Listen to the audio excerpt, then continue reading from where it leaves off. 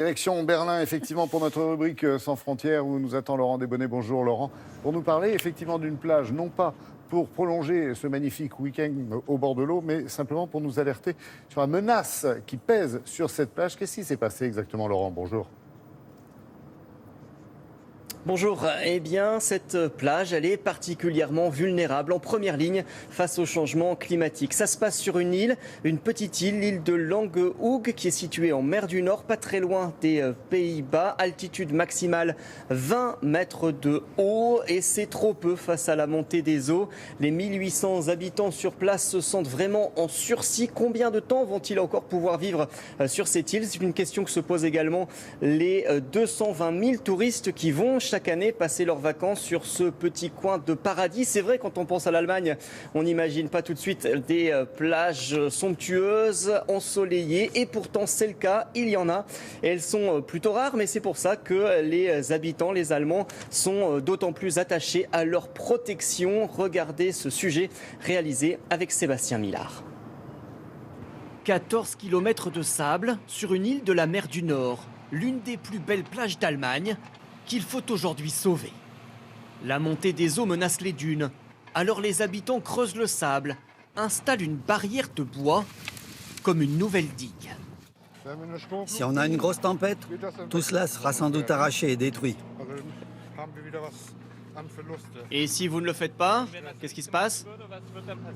L'île va tout simplement disparaître. Une protection qui paraît dérisoire. Mais ici, les habitants n'ont pas le choix. L'île vit entièrement du tourisme et le changement climatique perturbe déjà toute l'activité.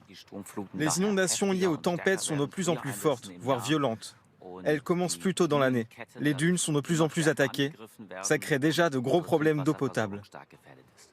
Dans le village, certains habitants ont porté plainte contre l'Union européenne, qui n'agit pas assez selon eux pour protéger leur île.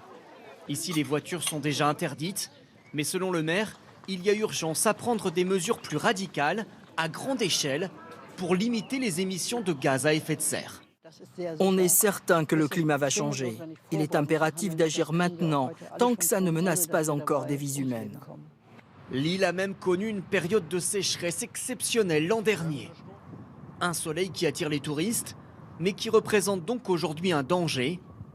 La crainte des habitants que leurs enfants ne puissent plus à l'avenir profiter de ce décor idyllique. Alors, une simple question, Laurent. Que fait l'Allemagne pour éviter ce genre de désastre? Eh bien, c'est un petit peu tout le problème ici. Beaucoup d'électeurs veulent des actions très fortes. Les écologistes sont arrivés avec un score exceptionnel la semaine dernière aux européennes. Et pourtant, au niveau du gouvernement, c'est plutôt l'immobilisme. Le pays, l'Allemagne, n'atteindra pas ses objectifs de réduction de gaz à effet de serre. Aucune mesure concrète pour lutter contre la pollution dans les transports. Aucun plan précis pour la sortie du charbon. Angela Merkel promet bien une nouvelle loi climatique d'ici à la fin de l'année, avec peut-être une nouvelle taxe sur le CO2, mais pour l'instant, eh bien, rien n'est vraiment précis. Les partis au sein du gouvernement ne sont pas d'accord. Leur crainte, eh bien, c'est que ces nouvelles taxes créent un mouvement, comme on l'a connu en France, des gilets jaunes, qui étaient nés après, eh bien, des nouvelles taxes, notamment sur les carburants. Merci beaucoup, Laurent. À bientôt.